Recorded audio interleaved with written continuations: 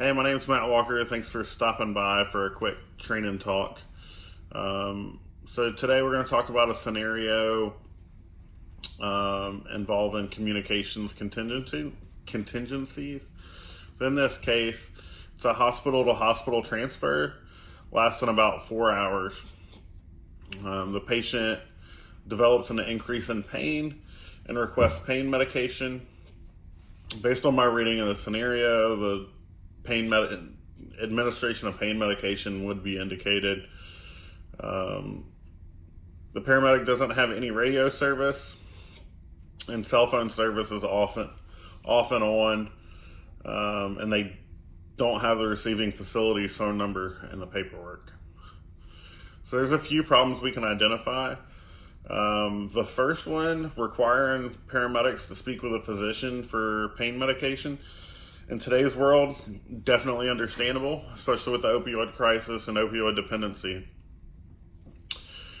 But paramedics have to have contingency protocols. In my line of work, in the offshore oil and gas industry, we have those. Because weather, technology, we may not be able to reach anybody for any foreseeable amount of time. So we have a 400-page book that will guide us through those contingencies if we're not able to reach somebody. And it's important for agencies to have that even on the ambulance. So not having the phone number for the receiving facility, kind of a problem. The patient's going to big downtown hospital from small, tiny rural hospital for a reason.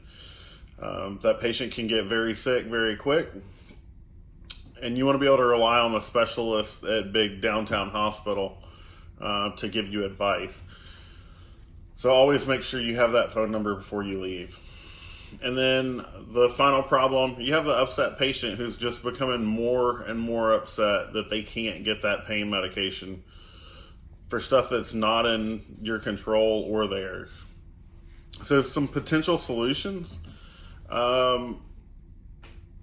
Act in good faith and give the patient the medication. Yeah, it's protocol deviation. You might have some flack from your agency. You might have some flack from DEA, depending on how your system's licensure works. But you can always say that you acted in good faith. Another option is to counsel the patient and wait till you can reach medical control by phone or by radio.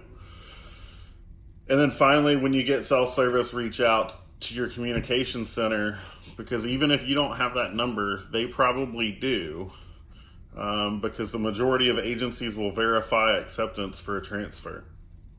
So they talk to somebody in that department that patient's going to.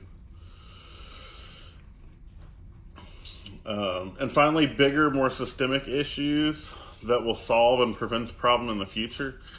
You got to build interoperable radio networks. So in this case, it's a 4-hour trip from a rural hospital to a larger urban setting. This is probably not the first and won't be the last transfer that this ambulance makes through that region. So building interoperability with the agencies along the path through radio networks is an option. Surveying cell providers that work in that area and using that company for your unit cell phones. And finally, and for me, the biggest is that this agency needs to develop contingency protocols, not only for situations like this, but natural disasters like Hurricane Katrina. At my old agency, they got smoked by Katrina, and paramedics were on their own with no communications for weeks, managing complex patients. And they didn't have contingency protocols, and guess what? My former agency has them now. All right. Thanks. Have a good day.